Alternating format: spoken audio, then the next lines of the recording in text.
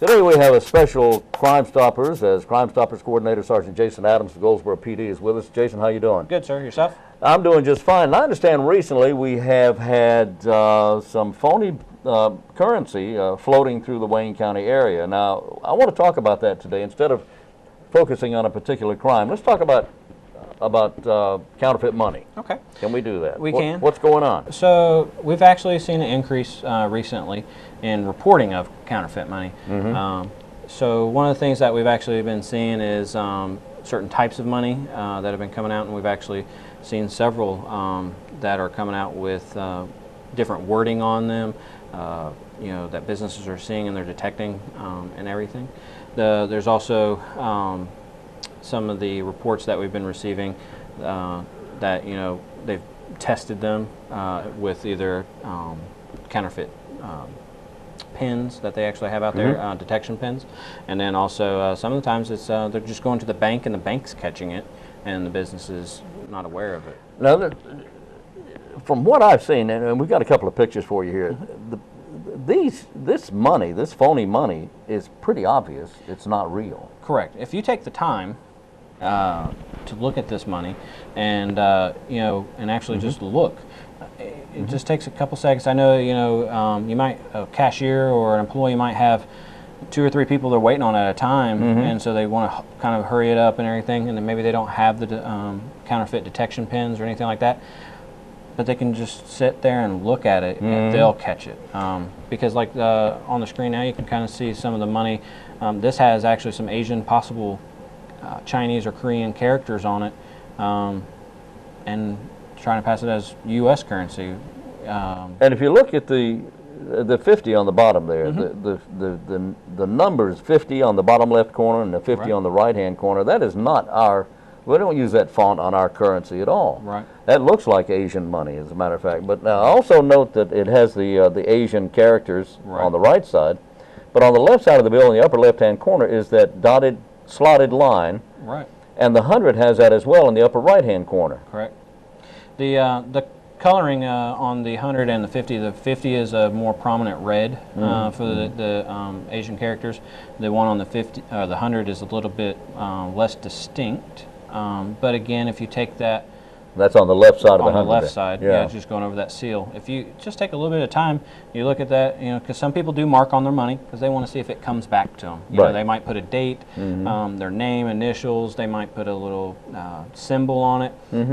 So I'm not saying that all money with the slotted lines on it is fake, because someone might have seen that and they may have done it themselves. This one is computer generated, as you can tell, because it's not a handwritten or anything like that. Right. You can actually see that the slotted lines are equal in size and space and everything, so you can tell that's a little bit more computer generated than just a hand drawing or written on the bill itself. But you know, you can also, if you stop and think about it, if you're touching it, yes, money is printed on linen. Right. It's not paper. Correct. It is linen. Think about that.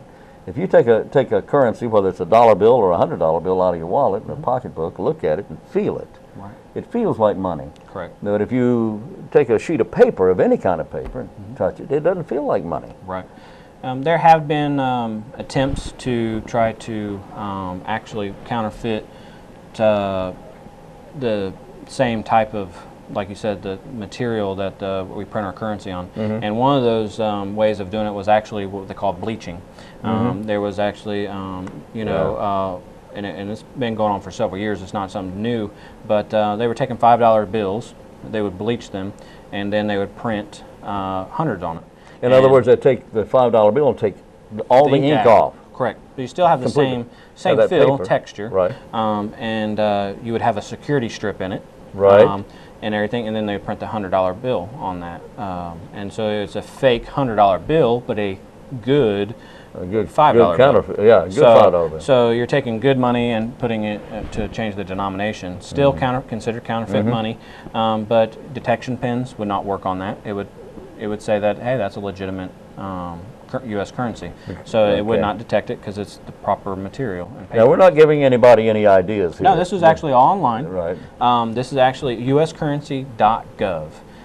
These are things that are out there, the security measures that we put in, that the U.S. Treasury Department has for that. So there's ways to detect, and these ways are based off of ways that have been counterfeited. So the bleaching is, when you look at that, when you look for that security strip, the placing of the security strip. Look at your money if you have time at home. Go on there and actually look and see where the 5, the 10, the 20, 50, the 100. Look at where those security strips are. Look where those holograms are.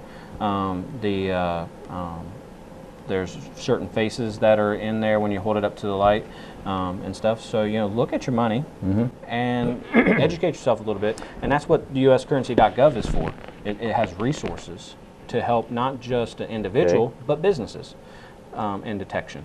Now you can look at a particular denomination, and that security strip will be in the same place on that denomination on every single one of them. On all that one, yes. So a $5 bill is in a distinct spot on all 5s. So you go to a 10 or 20, it's in a different spot. But it'll be in the same place it's on going to be on all 10 and 20s. Or 20, be in the same place. And there are several safety features on U.S. money. When I visited UScurrency.gov just recently, it talked about 7 security features on the United States denomination.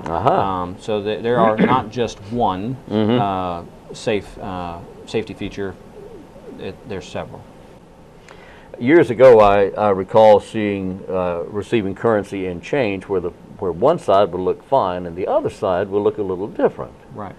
But they don't do that anymore. They pull those out completely. Right. They started to try to do the state on the coins and stuff. They wanted to have the different states, to commemorate the 50 states and everything. So you saw a lot of different states, different logos, different things like that, and such. So that kind of took away from the continuity of our quarters and such. So that has changed. And everything. So, but they're still out in circulation. But the U.S. Mint is doing such a great job. If there's any variation at all of any kind on their printed product, they'll pull those sheets and destroy them. Correct. U.S. Secret Service is actually in charge of counterfeiting through the federal government, and so anytime we get a report, they're actually the agency that is notified about that. If someone has a question, they don't know if it's counterfeit or not. The bank, go to your bank. There you go. That is, if you're sitting there and you're looking at it and you're like, I really can't tell. Instead of passing the note and then it being, or the bill, and them saying, hey, this is counterfeit, and then you're like, I didn't know, and feeling like, oh my goodness, am I going to get in trouble? If you have that little sixth sense that's saying, hey, this just doesn't feel right, I need to go look at it, and it's money that your individual is receiving, take it to the bank. Let them know. That's a good idea. Can we check this out? Once they check out, they're going to keep it if it is fake and everything. So, they will not replace it for you. They're not going to replace it. No. Yes, but they will keep it because for it to be sent off and destroyed. So that's not staying out there in circulation. The key thing here is if you feel you have counterfeit money, don't try to pass it. Because then you're breaking the law when you do. That's correct.